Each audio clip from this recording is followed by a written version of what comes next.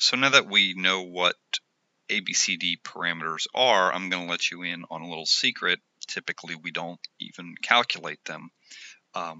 Here what I'm showing are some common two-port networks and their associated ABCD parameters.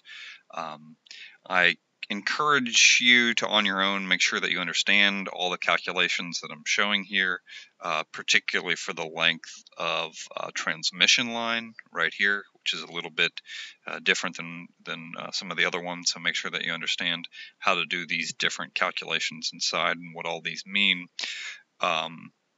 You can see that these are based on the equations for open circuited and short circuited transmission lines.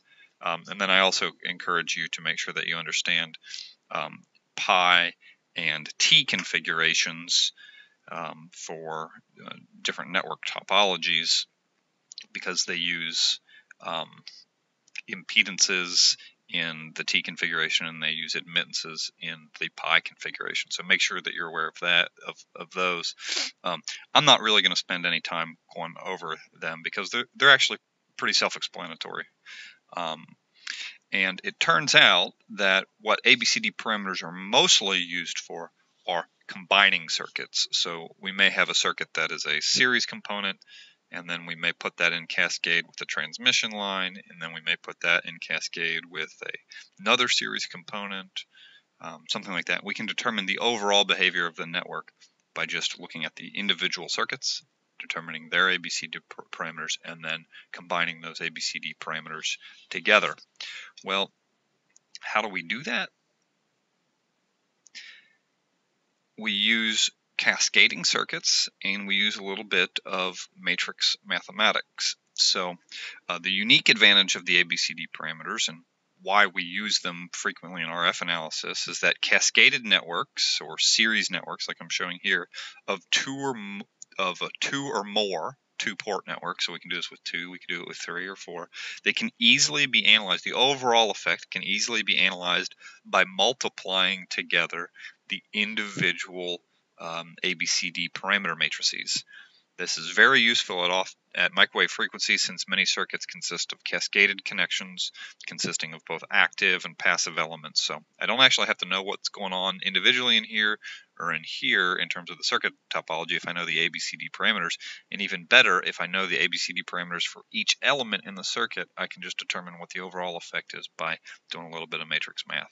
So in this example, I've got two port networks, network 1 and network 2 here, and what I want to do is I want to determine the overall I/O relationship. That is the relationship of the voltage and current at port 1 to the voltage and current at port 3. And to do that, what I will show is that the voltage at port 1 and the current at port 1 is equal to this matrix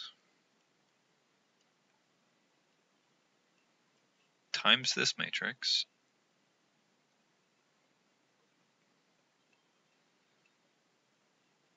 times the output voltage and current. And if there had been a third network here, I would insert that right there, etc., etc. It is important to note that matrix multiplication is not commutative. So matrix A times matrix B does not necessarily equal matrix B times matrix A. So if you're looking at this as the output port and this is the input port, you have to multiply in that direction, right? So A times port 1 times port 2, not the other way around. So that's the reason we use ABCD parameters, is the ability to cascade. So let's do a little bit of an example of this to see what's the application. And I've got a simple circuit just consisting of 2 reactive elements and a resistance, and we want to find the ABCD parameters in 2 methods. One is using the slide of ABCD parameters and then using cascaded networks, and then one using the overall high network configuration that I showed you. So we've got two shunt elements and we've got a series element here. So what we're going to do is go back to our slide. We see that we've got a series element and a shunt component. And so our ABCD parameters are 1, Z, 0, and 1, and 1, 0, Y, and 1. So we have to apply those to our circuit. So for the shunt element here, let's start there at J5. So Z is equal to J5. We've got the, for a shunt element like that, we've got the ABCD parameters are 1, 0, whatever the shunt admittance is, and then 1. And so we just need to determine what Y is, and Y is equal to 1 over Z. It's equal to 1 over J5. So that means that our network becomes 1, 0, 1 over J5, and 1.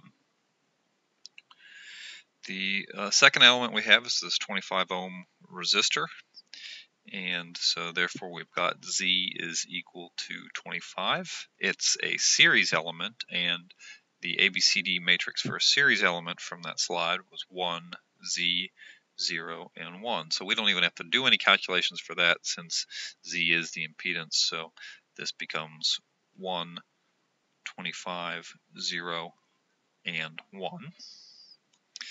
So now we have to calculate this capacitor. It is another shunt element, so for Z equals minus J5, we're going back to this matrix here for a shunt element. The ABCD parameter matrix is 1, 0, Y, 1. So all we need to do now is throw in the admittance here. So Y is equal to 1 over Z is equal to 1 over minus J5. So we've got 1, 0, 1 over minus J5, and 1. So those are the individual matrices, and we want to know ABCD total for the input to output relationship. And so what I need to do is multiply this transmission line parameter matrix by this transmission line parameter matrix by that transmission line parameter matrix. So that's just going to be 1, 0, 1 over J5, 1.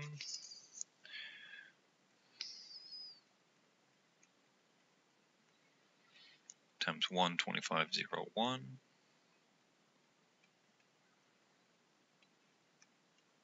Times 1, 0, 1 over minus J5, 1.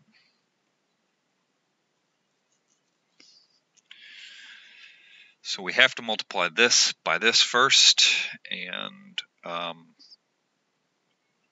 then we multiply the result of that multiplication by this here. If you just plug this into your TI-89 calculator, it will handle order of operations for you. I'm going to do this by hand though, just so you've seen it. So matrix math is going to be that this here, the result of this multiplication is 1 times 1 plus 0 times 0. So we multiply row by column, right? And now the second element is going to be 1 times 25 plus 0 times 1. So that's the first two elements of the matrix. Then we need to multiply by row by column again. So that's 1 over J5 times 1 plus 1 times 0. And then row times column is 1 over J5 times 25 plus 1 times 1.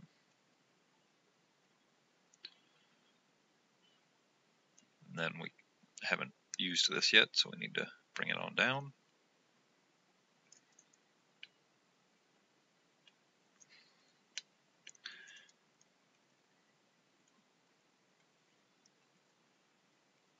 So we can simplify this to 1, 25, 1 over J5, and this becomes 1 minus J5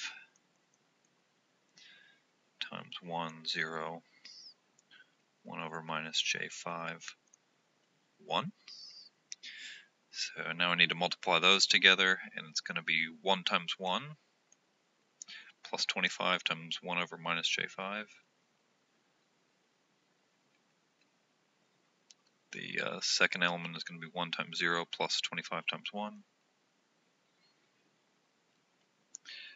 In the bottom row, it's going to be 1 over J5 plus 1 minus J5 times 1 over minus J5.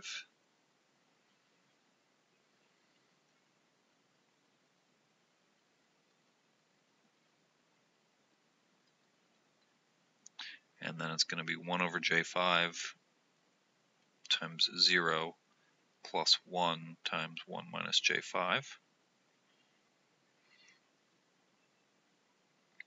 And so we can simplify all this. The overall ABCD parameter matrix is going to be equal to 1 plus J5, 1, 25, 1 minus J5.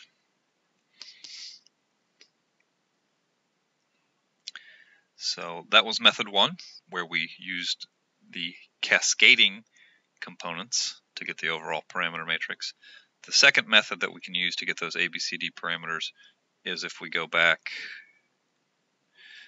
to, we've got the pi network here. That's this network's components only in a pi configuration. So we're going to use this, where A is equal to 1 plus y2 over y3, B is 1 over y3, C is y1 plus y2 plus y1 y2 over y3, and D is 1 plus y1 over y3. So we'll do that math.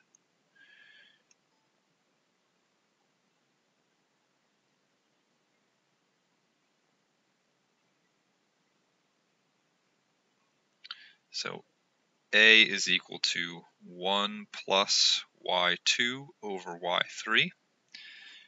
B is equal to 1 over y3. C is equal to y1 plus y2 plus y1 y2 over y3. And D is equal to 1 plus y1 over y3.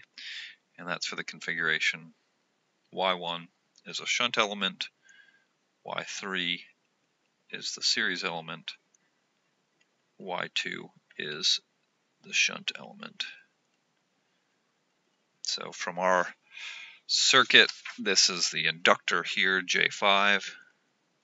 This is the resistor, 25 ohms, and this is the capacitor, minus J5. And those are impedances. So to convert those over, we just take Y is equal to 1 over Z there, and we've got, for our values, this one gets converted over to minus J.2.